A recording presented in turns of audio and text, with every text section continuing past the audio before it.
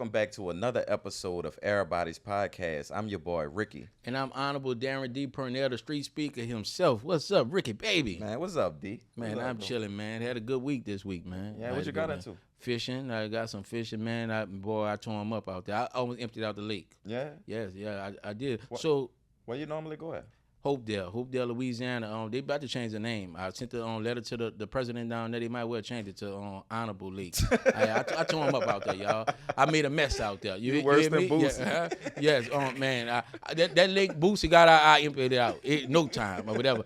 The church is calling me, talking about they want me to sponsor a fish fry. Yeah. Yeah, that's how much I emptied out. Fish? Yeah, oh man, I tore it up out there. I got some red fish for you. Okay. I hope you accept this red fish for that little bet that we had, that little bet that we had. Oh, the little bet, huh? Yeah, the little bet. I'm sorry, but I'm going to have to decline.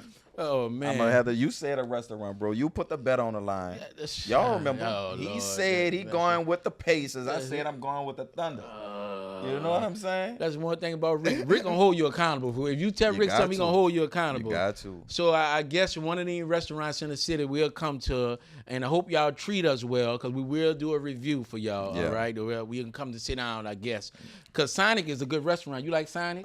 Don't do me that, bro. That's a good restaurant. Nah, we it's ain't a doing pull-up. no drive-through restaurant. So, but now I'm trying to say, if I vacuum out the car and clean out the inside of the car, that's a pull-up. That's nice. No. In the AC and everything. Oh man, you getting If we ride Maybach, I'm with it. You heard me? All right. Well, we gonna go to a restaurant. All right. If somebody let me see the Maybach, then we'll go see that time. Yeah. But I'm gonna get one of these nice restaurants. We're gonna come do a review for y'all. Yeah, man.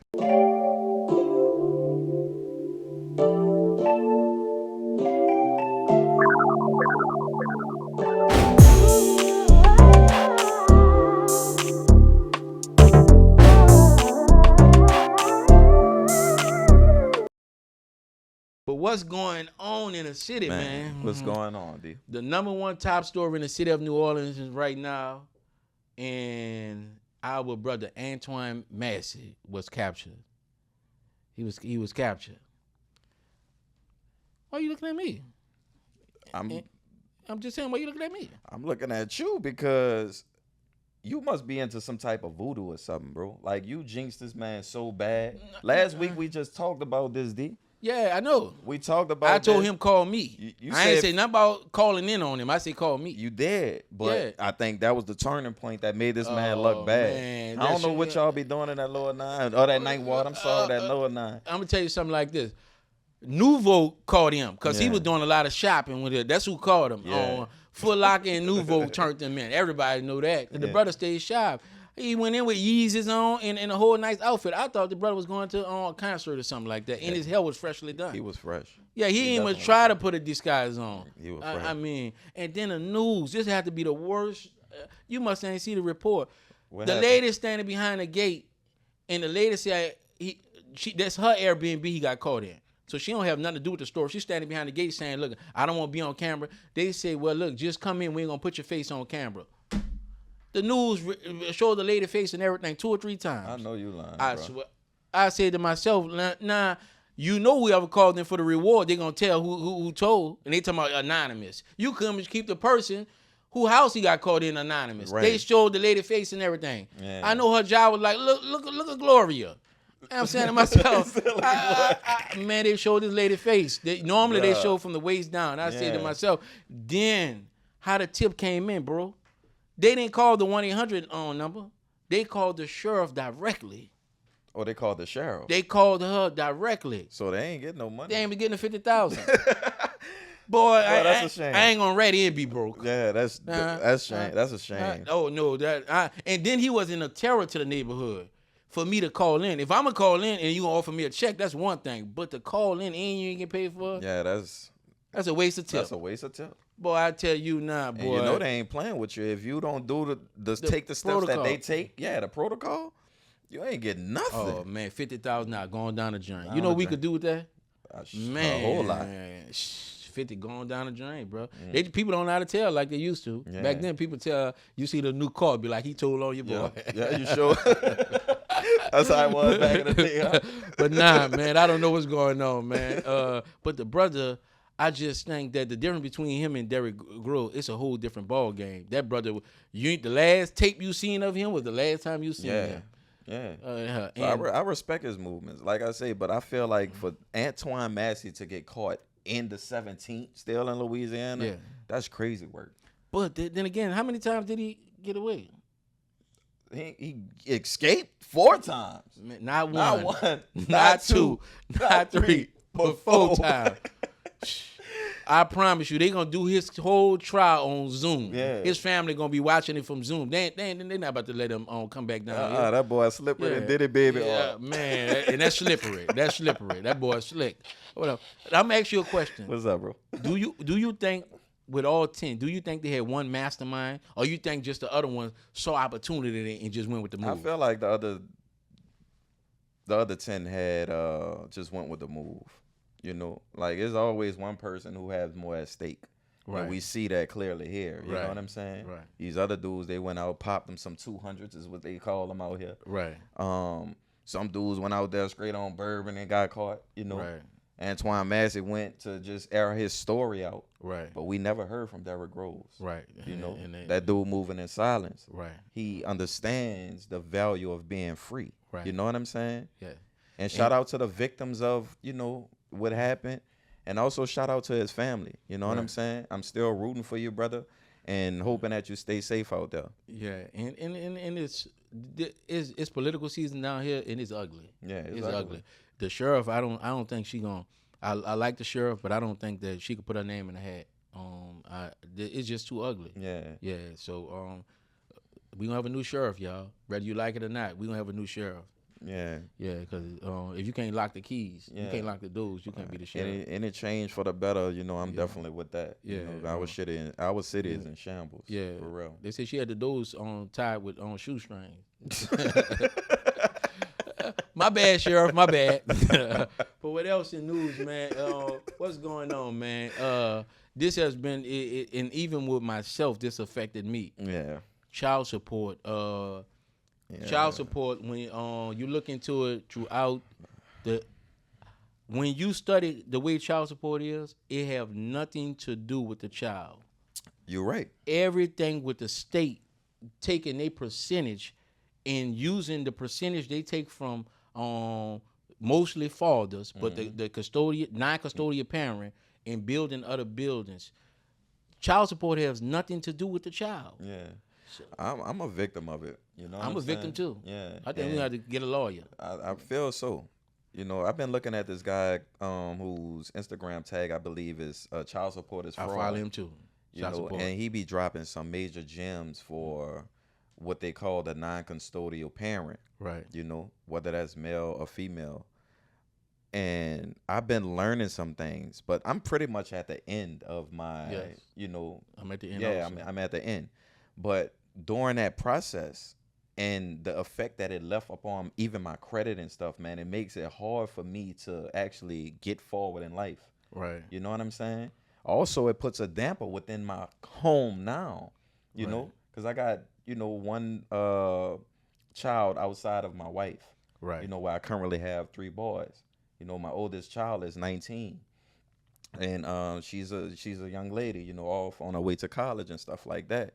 But I was tore down so much, you know what I'm saying? For the last 13 years, bro, I've been working and trying to get forward and to no avail. And child support stepping in didn't make the situation no better. Because plenty of times, you know, when I found out how to get around the system, because I'm like most brothers, you know what I'm saying? Right. I ain't going to just go down, you know? Right. It ain't right, but it ain't wrong. I'm willing to co-parent. Right. But what I'm not willing to do is let a third party come in and break up my relationship with my child. And I don't know if you know this. You could take care of your child and give your child money for 17 years, and before your child make 18, the mother can be despite and go down there and put you on child support, and they're going to put you on child support for 17 years worth of reals. They're going to start from day one. No, I didn't know that. They're going to start from day one, and you got to pay 18. Most people that go down there, when them parents go down there and put you on child support, that's how most guys start out in the real. Yeah. I started out owing $9,000. Yeah. So it's like a drop in a bucket. And you say to yourself, man, if the state the state that you stay in or the city, they suspend fathers' driver license. Yeah. Passports. So how can you expect this person to make a living? Yeah.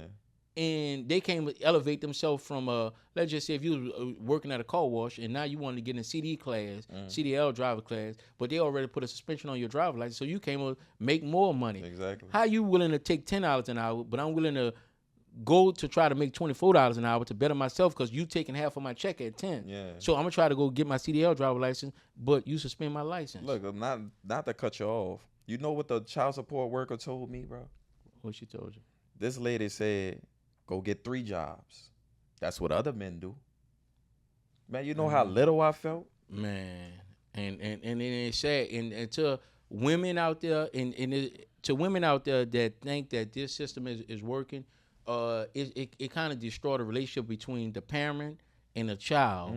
And you are asking the father for things, but they automatically took the payment and sent it in. Now, in any household, and this to the women, if the payment come in and you got a light bill, the parent gonna do what she's supposed to do. Yeah. If you got money and your lights and your child need a pair of shoes, the average parent gonna go in and pay the light bill, but now she's gonna try to spin back around and ask the father. And many fathers went into, they got an app and everything that only communicate with this person through here, and they tell you only make payments Through the system. Yeah. So now, if you make a payment, she not gonna get that payment till 3 days later. Yeah. But the child need that payment right there. If not longer. Not longer. And now your child looking at you like, Dad, you got the money. Yeah. but if I give mama this money, It ain't gonna be. I already owe $12,000. Yeah. And I got $12,000 on to the state on my credit report. Yeah. So man, And this she ain't gonna go and report it to be like, yeah, you gave it to me. and that's what, man, we have to get better on what we're doing, and this is making it so bad for us, and it's tearing relationships up, man. It's tearing them up. It is. I mean, it's crazy how we let the government slide in there, as a savior, and they come pretending like they actually want to help. You know what I'm saying? And what they really doing is causing that division amongst families. Man, and it's crazy. 2 things I think should be automatically: when a child is born, a DNA test need to be done to ensure that child for both of the parties. It should be done automatically. And also, if child support have to get involved in any type of way, shape, or form on parenting, right, what holidays, everything should be documented right then and there. For you to go to court and just be set up with a payment plan. What about visitation and everything? Right. I remember I asked for visitation and people told me, we got to come out to your home. Well, hold on. My child stay with them. You went out to their home? You ain't go out to their home. They told me they got to come out and inspect my home to make sure my home is suitable for the child. Yeah. Now I'm the father. Right. But the mother that put me on child, Yeah. she had to come? No. Yeah. So, man, I'm still sour over it. Yeah. And to every father that's in that situation, parent on the other side, that's the non-custodial parent, it's some foolishness. And I think we have to do better. Yeah. And I think that's what counselors, churches, and other stuff that can sit down and be the mediate the situation before it get there. Because once the state get it in, somebody gonna be wrong. Yeah, and for sure. And not only that too, when you talk about like your taxes and everything that they seize and garnish, you know what I'm saying? Your check, your lottery winnings, your fishing license. Yeah. If you get so far behind, you can't fish. Yeah. Now, if you taking half of my check and I don't have enough money to feed myself because I paid my child support, and I say, well, look, I'm just gonna go fish. You suspended my fishing license. Yeah. They willing to go to hell just to prove that, and it's unfair. And even your bets, I had won a parlay one time, in like a few months ago, and these people seized my whole winnings, my earnings. Now, make it make sense. If I walk in a casino and I play 50,000 and I win 200,000, you'll take my money.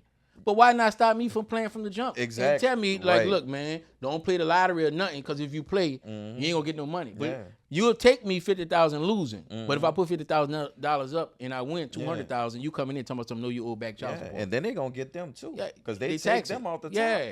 You know what I'm saying? I ain't talking about like the lottery itself. I'm talking about the agency. Yeah. The agency get them before the child gets them. You know what I'm saying? Child support in Texas collect more money from child support, the percentage, more than any other system. Yeah. So the federal buildings is built off of child support. That's crazy. $1 million bill, and then it's leading to. That's crazy. It lead into. That's crazy. It lead into this. And then we talk about, like you mentioned, passports and all that stuff get canceled. one of my partners told me, back in the day, it used to be like 5,000. You had to be under $5,000 to be eligible to get your passport again. Now you have to be under $2,000 to get your passport back in good standings. And man, that's bad. Like I ain't in the worst position, because I'm almost there, as far as paying it off. But you see the crazy stuff that's going on within the government right now. Like, what if it gets so bad and they start telling people they got to get out of here? But the only way you leave is if you get a passport. Right. You can't get dual citizenship. Bro, I'm gonna be here with the last of the Mohegans. Right. And man, when I paid my last child support payment and it came off my credit report, man, I was so happy. Yeah. I used to have on child support on my credit report. Yeah. And when they first took it out of my check, bro, they say garnish. I'm thinking that's a new tax came. I go talk to the guy. I'm like, say, man, this new tax you got or whatever. I showed them. They say garnishment or whatever. I didn't know who garnishment was, but a lot of my money was going for my check. Yeah. And man, it took me, like I said, my kids' mother to this day. I don't think that they was mature enough and gave me a fair share. Yeah. They took the money and ran, so I'm salty over it, and I don't give a damn what nobody say. Yeah. I'm salty. I mean, most men are. I'm definitely salty about it, but life goes on. I'm still trying to rebuild my relationship with my daughter. Yeah. With my kids, it's good, but if they fall down on the ground, I'm damn sure ain't picking them up. I'm gonna keep walking. You shouldn't have failed. But this lead into this situation, and most people that get put in this situation with child support and everything. To those who don't know how child support works, you'll be in a situation like this. If your work check, you're making $10 an hour, 40 hours a week. That's $400. Yeah. They take the normal taxes out. Your check might be let's say $365. They took out. They've been and took out $200 off that. So you got the $45 that they took out plus the $245. Now you got $100 and some dollars trying to live. So now you going overdrive trying to work. Yeah. This guy, this Dallas postal worker, this guy, he actually picked up an extra shift. Let me see what his name is. Jacob Taylor. He picked up an extra shift for work, and when he picked up an extra shift for work, he actually died on the job. He been there 28 years. Yeah. Picked up an extra shift to work overtime. When that news came out? This was yesterday. I read this story yesterday, and they have another lady that she was telling me about. I think her name was Quita. I can't remember her last name. And this lady, last post on social media was like, I really need rest. I need rest. Took a nap and then woke up. Yeah. Didn't wake up. So it put us in a situation where you going into overdrive just to try to make ends meet or whatever. And you're killing and stressing people out for these things or whatever. Now, I'm not saying that this situation was with them, but you got to work more. Yeah. Like that lady told you, you need 3 jobs. Yeah. And it might was cruel and rude, but you do need to bring in some more money. I mean, the only way to survive nowadays with inflation, and also shrinkflation. Yes. It's like you're not getting the bang for your buck no more. Not at all. And you have to work. Utilities is rising. You know what I'm saying? Just stay in the cardboard box is gonna hit you $800. Yeah. With a fan, that's $1,000. Yeah, that's $1,000. You're right. Especially here in Louisiana. You know what I'm saying? We the highest taxes or whatever. We got the highest car insurance. We got the highest everything. Yeah. And then when these politicians, they do things. And people, and this is why I get mad with politics, and it goes hand in hand. When you see all these events coming down here from New Orleans, you would think the people be so happy. Yeah, we don't reap the benefit of none of that. Yeah, not us, not the residents. By the time that money trickle down to us, I mean, you ain't got to swallow. Yeah, and it's sad, man, that you got to go into overdrive, 2 and 3 jobs just to make ends meet. Right, and then they take it, everything. They tax the money that before you get it. Mm-hmm. They tax it when you get it. Yeah. If you loan it to somebody, they get their taxes. Yeah. If I cash app you, I tell you, they make some money off us. Taxation is real. Man, like you're pretty much working for free. You know what I'm saying? And they be saying, and as I teach in enhanced financial services, they always say that the elite don't pay their taxes. Mm-hmm. And that's why what you teach with nonprofit and 501c, man, that's why when we come out with these books and everything, we trying to teach y'all. this is how the best of the best don't stay away from taxes. Yeah. And that's why you have to go in that direction. Also, yeah, that's why, it's now more so than ever, it's important to have a skill that you can turn into some type of entrepreneurship, so you can be a business owner. Right. You know what I'm saying? And if I'm gonna work my tail off, my ass off, right? I don't want it to be for somebody who don't appreciate my value and what I'm bringing to the table. Right. In the same time that most people put up on someone else's job, you could put that same time in your own business, something that you believe in, something that you have drive for. When you wake up in the morning, you got energy. Right. You know what I'm saying? And that's the case that we seen with Quita and the other Jacob. Yeah, and Jacob. And I will say this: if you have your own business, the great thing about having your own business, I get to touch my money first before the tax come out. Exactly. When you work a job, Uncle Sam get him first. Yeah. He don't trust you like that. Yeah, then you got to wait 14, 13 days to get your money. And then it's called tax return. I'm only returning the money that I took from you through the year. Ain't that something? Yeah. You overtaxed me and then give me a refund. Well, that's really dependent on dependents and all that. Yeah, So you ain't really getting the money back that they took from you. But that's what it's called, tax refund. Yeah, it's called tax refund. The only way I can give you a refund if I took something from you. Right. So they know they taking, but they still it don't equivalate to what they actually taking. Because you only get tax credit for dependents in certain other tax brackets. Right. Let you go over $50,000-$60,000. Yeah. And it's a little gem I'm dropping on you. You know what I'm saying? I make sure when I was working, you know what I'm saying, that I stay under that 35, 38 a year annual. Right. And I'm getting like 10 back. You know what I'm saying? Right. About 10 back. Yeah. When you go high, but like I said, they got certain things that we teach. You could go high, but you got to give it away. Yeah. Oh, all right. So that's what in the name of nonprofit. Yeah. That's why every basketball athlete you see got a nonprofit or whatever. Around Christmas time, he ain't giving you that because he care about you. Yeah. His tax person told him, you better. Yeah. Yeah. Because when Sam come, it's over. Yeah. Yeah. And he better won't get rid of it. Yeah. Oh yes. He'll make an example out of you. I believe that. That's good. That's a nice jump. I appreciate that. Ladies and gentlemen, I want you to know, it's not just a reality, but it's a dream for everyone in the United States of America to always own their own property. And it's an honor and a pleasure for us to have Miss Brittny McKay to this show. She has sold over 400 homes, worked over $100 million. Home ownership is real when you're dealing with her. Yep. So if you're into home ownership or interested in home ownership, this is the episode for you. Welcome back to the episode, everybody. I'm your boy, Ricky. I'm Honorable Daren D. Parnell, the street speaker himself. And today we have a special guest by the name of Brittny McKay. The American dream for everyone and anyone has always been to become a homeowner. So we're going to do what's best for our people. We're going to bring you a realtor that have great experience. Hopefully we have a deal that we can close together. But go ahead and introduce yourself to the show. Hey, I'm Brittny McKay. I'm a New Orleans real estate broker. I've been doing this for over a decade, sold hundreds of houses, very knowledgeable on the topics we're going to discuss today, and I'm very excited. Well, that's good to know. That's good to know because I'm diligently seeking. What is the best area you would say right now that in a city that's easier to sell in?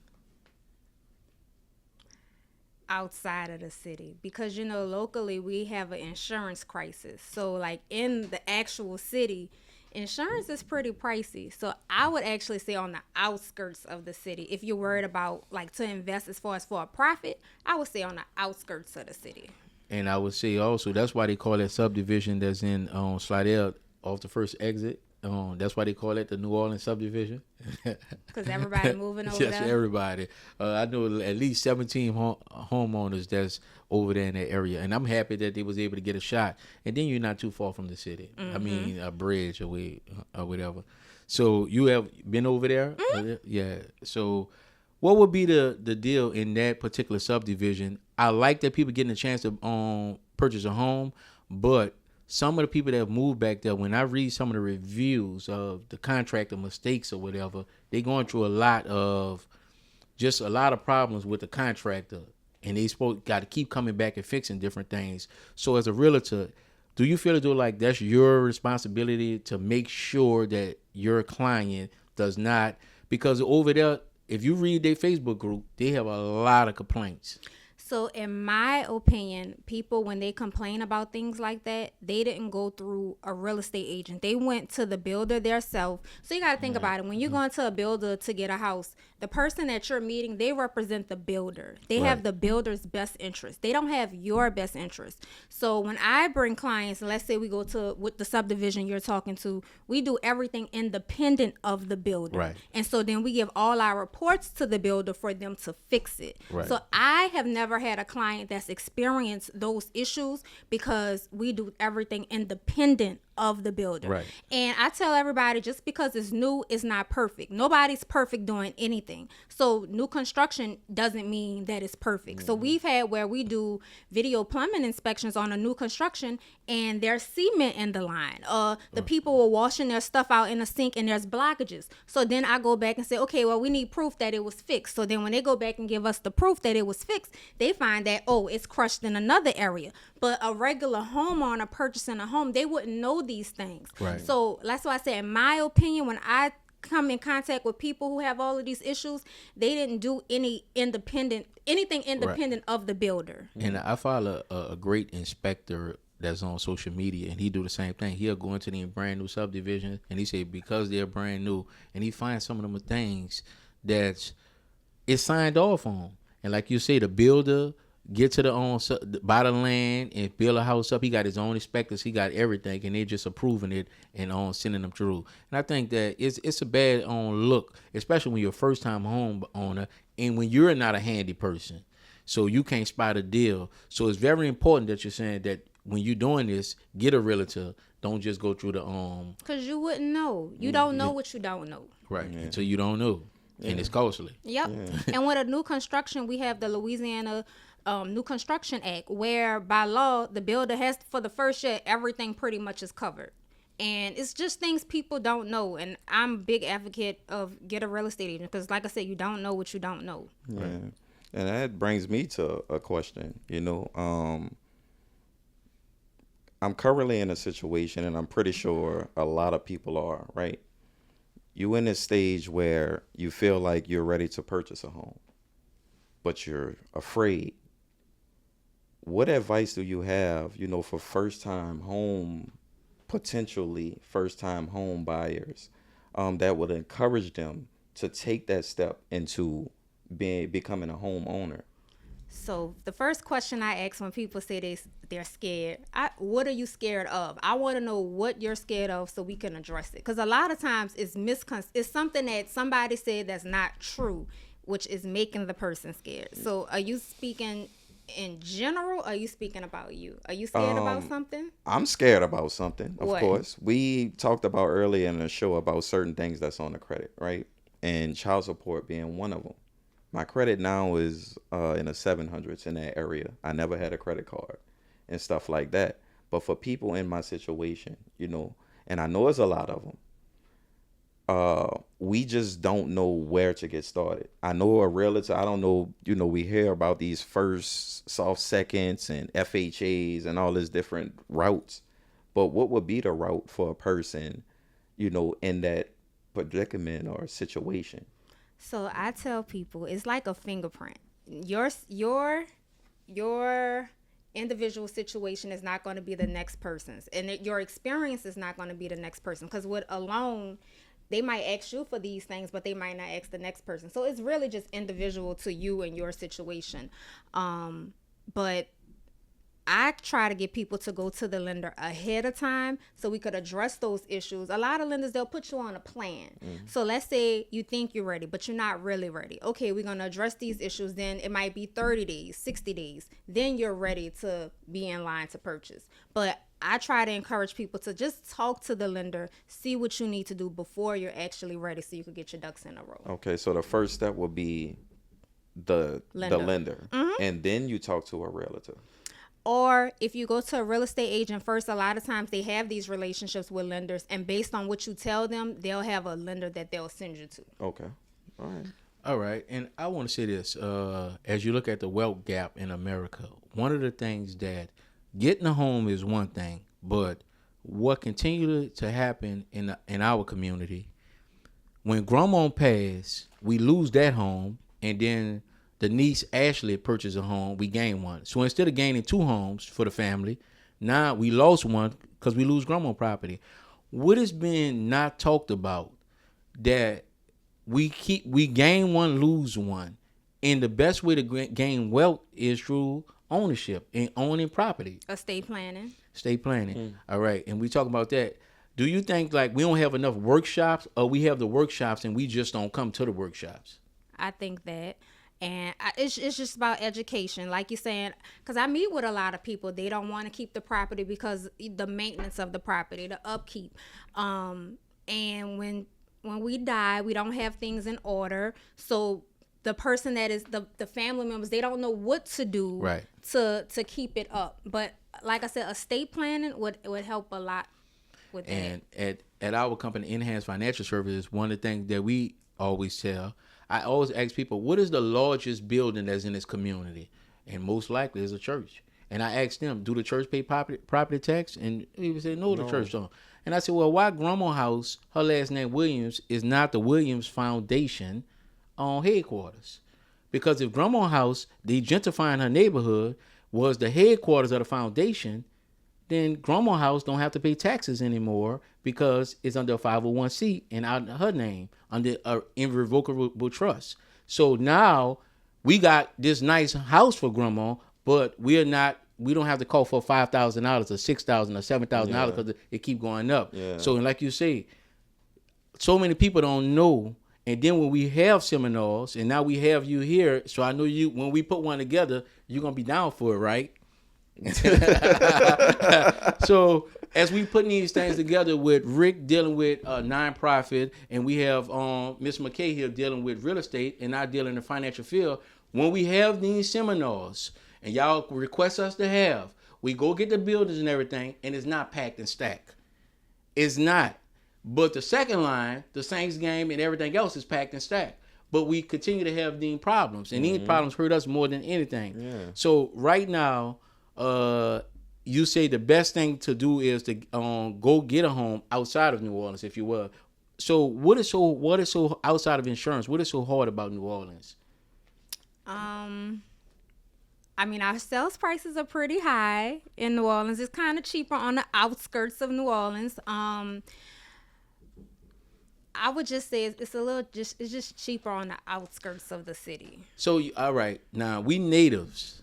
Yes. So if the property go up and we don't have the money, then that push us out. You're right. So New Orleans is a culturally based city. Mm-hmm. So if we pushed out, you can't run your culture from on the outside. You're right. So where that leave us at? I mean, you're right. So we are in bad shape. So like we have the Tremaze, we love it, but the property value is going up and up and up. So have you ever sold a house in the French Quarter? I have not sold a house in the French Quarter, and I don't find people that look like me, because 99.9% of my clients look like me. And I don't have clients that say they want to purchase property in the French Quarter. And that's what I'm getting to. It's there, even rental. Do you never had nobody even rent from you to get a French Quarter? People who live in, people who work out there want to live there because they don't have cars. So it's easy, even though the rent is higher, it's easier for them to get to work when they live in the French Quarter. But I have a 1-bedroom studio in the French Quarter. That's awesome. And I rented it. I got it in January, and I ran across a deal. And when the Super Bowl was here, of course, you know, I made a killing. But it's almost like in every major city, for some strange reason, even the black elites that have money, were like on the Vegas Strip. Why don't it's always somebody else saying, I got an extra spot over here, you can go stay over here, and it's never us. Mm-hmm. Why we don't want to have something in the quarters? I mean, I ain't the smartest person in the world, you know, but I feel like all that is politically tied. I feel like, and I'm still learning about these things, but D, to answer your question, even you talked about the culture and how could we run it from outside of here. Is it culture or is it a tradition? You know what I'm saying? Right. Is it a tradition that we trying to live within, you know? But to go back to about being in the French Quarter, they already got plans for what they want to do. That's all tied into their plan. the elites. Right. You know what I'm saying? That's what I feel. But it helped a businessman like myself. If you was in Atlanta, Georgia, and you come down and you're a business friend of mine, and I say, well, I got a spot. And I'm putting you where everything at. I'm putting you in the quarters. I feel like that'll be great. But I'm the only one, like you said. I'm the only one that see it like that. That is, it's a valuable asset to have a spot in a quarter. Not outside, not 10 minutes away, but directly inside of the French Quarter. 1 block away from St. Louis Cathedral. That's a steal. Yeah, it is. But it also smells like piss out, though. That's the quarters. You're not gonna get around that. And I recommend nobody wear slippers in the French Quarter. When I see people that wear slippers in the French Quarter, I think you're really crazy. But back to ownership. How do we get more people with the 550 credit scores pushing to get them in a house?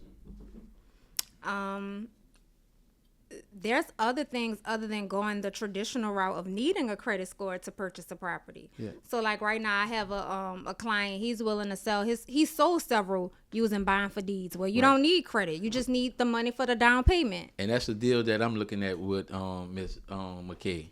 So, you just need the money for the down payment and you're assuming their loan. You might pay them a little something just for doing it, but you don't need a credit score. As long as you have cash, that's the option.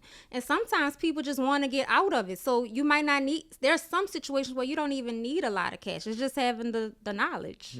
Do you think less of me? Because a lot of my real estate deals, I read the newspaper and I always read for who died. And when I see they're going to have all the kids, I know they're going to have problems in their family. So people call me snaky, but they're gonna sell it anyway. Yeah, they're gonna sell it anyway. So I might as well send some flowers to the funeral and let them know that I'm very interested. That's naked. That's naked. That's naked behavior. It depends on how you look at it, because some people, they're not gonna upkeep it. They're gonna lose it. It's gonna go to taxes. Yeah, but like what you're saying, not to cut you off, but you think that if they know that they can keep this property, if they just put it in a family trust, they would just keep it? No, just being honest. A lot of times, I have a situation right now where the grandpa died. None of the siblings get along, so it's not for every family. Family, we got to do better, and we have to. So a trust protects the property, and you put it. Let's say if we all our last name was Williams, and we had a Williams family trust. Don't we meet up by grandmother's house for Thanksgiving? Mm-hmm. Don't we drop our kids off by grandmother's house? She babysit. Right. Don't she help them with their homework and this, that, and other? So the trust is working in the black family fine, but it's just not in writing. Okay. So grandma's house would be, and it's a revocable trust. So her name still as the top person and next on. So the house would be in there, so it take care of the property tax. So you don't have to pay property tax. So we run it like a nonprofit. So we doing everything else. If we gonna give out book sets, we did it under that name, and they come there and we give out everything. But when she passed away, it just passed on. You don't have to go to probate or anything. When you got a will, you still got to go to probate court. So now we have, if grandma was to pass, we have a $700,000 asset. Now, if we want to, we could. Grandma might not want to do it. So when she passed, now we could pull down $700,000. Now the property around grandma's house, now we can go flat out buy that or whatever, and now we only have to pay back what we took for the equity out there. But a lot of times, grandma brought her house in a 50 for nickels. Now they putting everything up, Starbucks and everything around her house, the property value going up, but grandma can't afford the property tax, and when she passed, she got all these grandkids and kids, and. But in a lot of times in these situations, when I go see the property, it's falling apart. Nobody's taking care of these properties. Yeah. They fighting over who's going to pay the. It's usually probably like one sibling that's taking care of everything, and they tired. Terry. Okay, yeah. So you got the one sibling that's taking care of everything. They tired. Nobody's not helping me. Nobody not giving me no money towards it. I go to the house. It's falling apart. It's raining in the house. I just went to the house last week. It's raining in the house every time it rains. It's just nothing. I guess nothing was in place for what's going. Like you're saying, it's just more times than not the house is falling apart. Nobody's taking care of these properties. But I was reading how Joe Biden, they say he has refinanced his property over 20 times. You just using the property as a bank. Right. And that's what we could do if it worked how you were saying it. If people actually did that, that's exactly how it would work. But people just not taking care of the properties. And I would say this, family, come in a little bit. when Abraham Lincoln signed a false Emancipation Proclamation, black people owned 1.5% of wealth. Right now, we're living in 2025. We only 11% of the population of the United States. They projected in 2050 our wealth will go to zero. Now, with all these educations and all these degrees and all these political positions, if we don't come together and band together, we make $1.2 trillion yearly, and we did not band together. It's not that we don't make the money. We just don't use our resources for each other, and that's what's killing us. You hear it right here from the top realtor. We are suffering. So how do they contact you and get in contact with you to become a homeowner?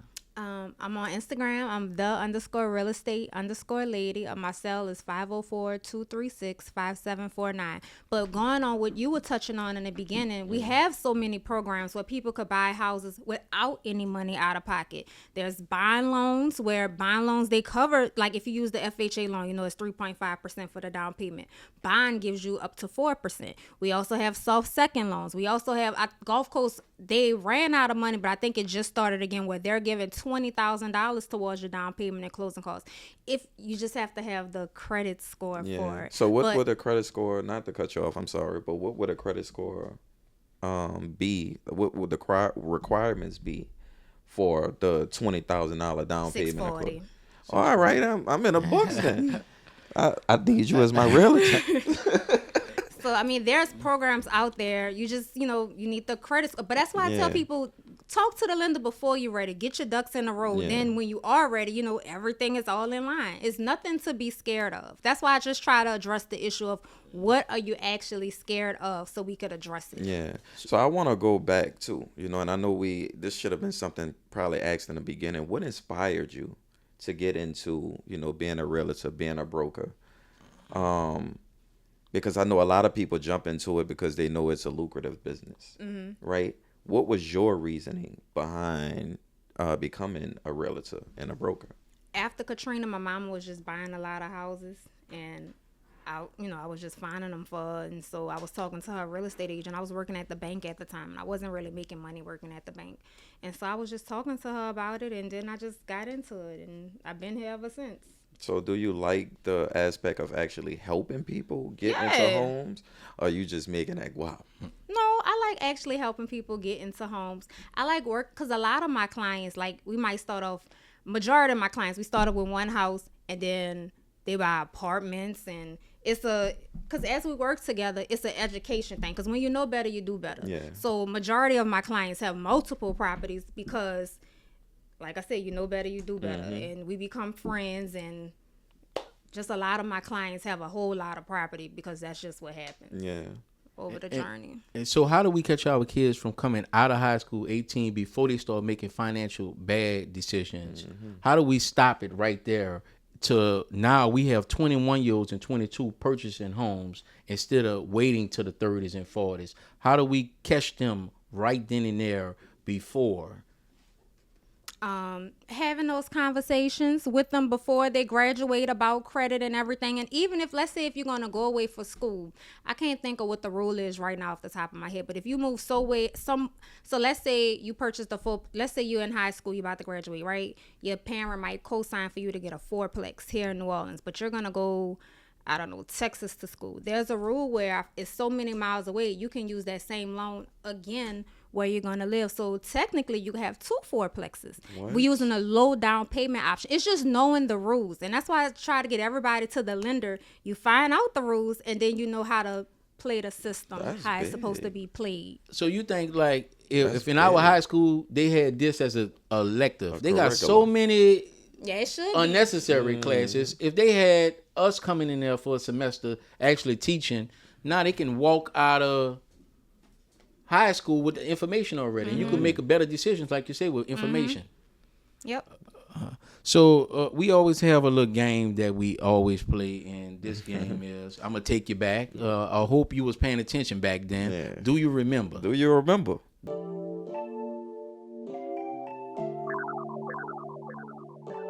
Do you remember? All right.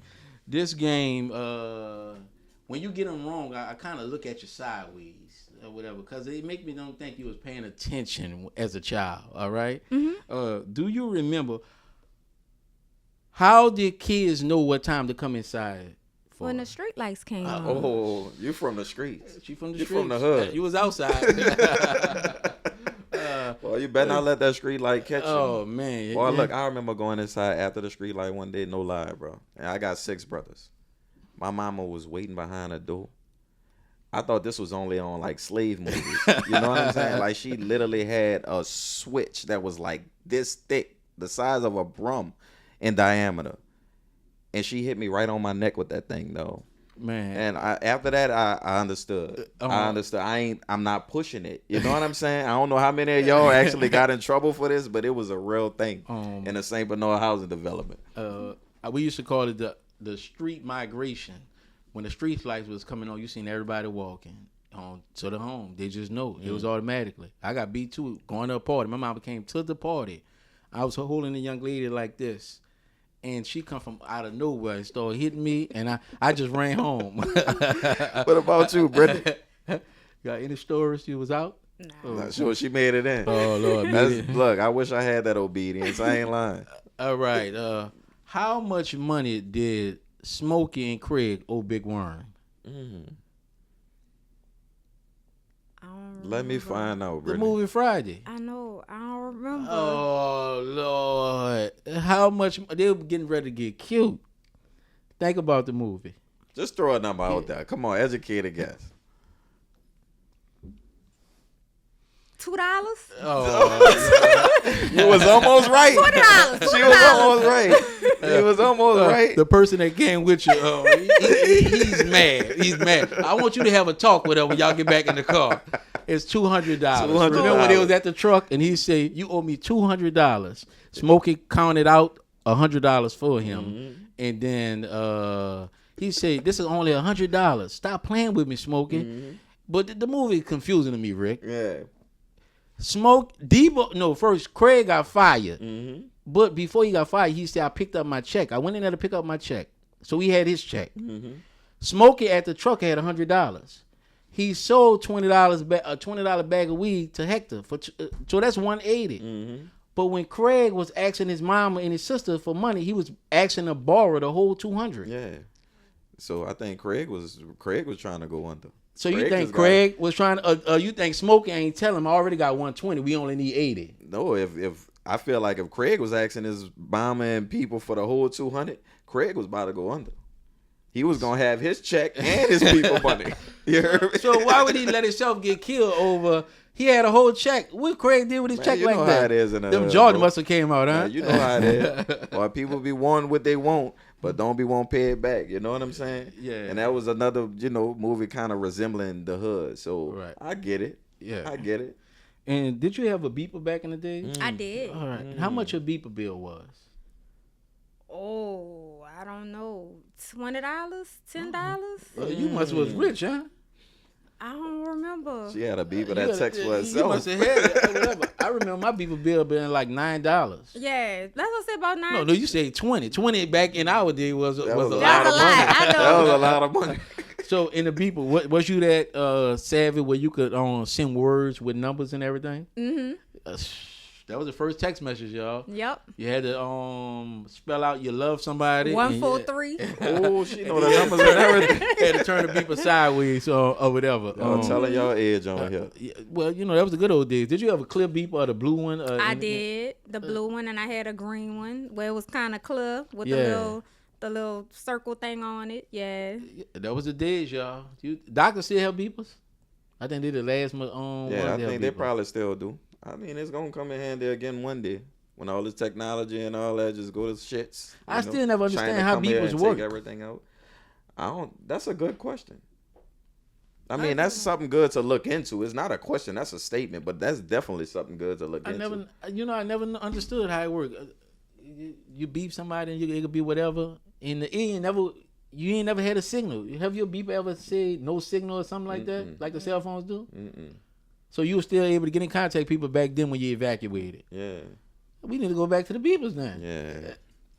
Somebody vote for the beepers to come back because when a hurricane come now, and your cell phone out, you ain't got nothing. Yeah, no refuge. All right, you still talk. And make sure y'all comment on do you remember and be honest. Because she didn't know how much Big Worm was about to kill Craig, and he about 2 murder charges. Yeah, 2 murder charges. Over $80. Big Worm wasn't playing with them, man. Big Worm Over was not $200. playing. Well, thank you for, stopping by, Brittny. Thank you for having Thank you me. for, all that you do. You know what I'm saying? I heard you mention that you represent us. A lot of your clients is us. You know what I'm saying? So big kudos to you. And y'all make sure y'all follow Brittny K on all social media platforms, and give your platform again so they can know. I'm on Instagram. I'm _real estate_lady. All right. And it's so important that we come together. So we will be trying to do a workshop or whatever to get more of us in homes and keeping the homes long term, because it makes no sense for you to work that hard to get it and then lose it. So we want to make sure that happen. And once again, I'm the Honorable Daren D. Parnell with our special guest, Ms. K. Rick, take us away. All right, and I'm your boy Ricky. You heard it. If y'all into home ownership and y'all looking to take those steps without being afraid, get with our girl Brittny. She'll get you right. And you willing to come back to the show, right? Mm-hmm. Anytime. Anytime. She's a friend to the show. So until next time, peace.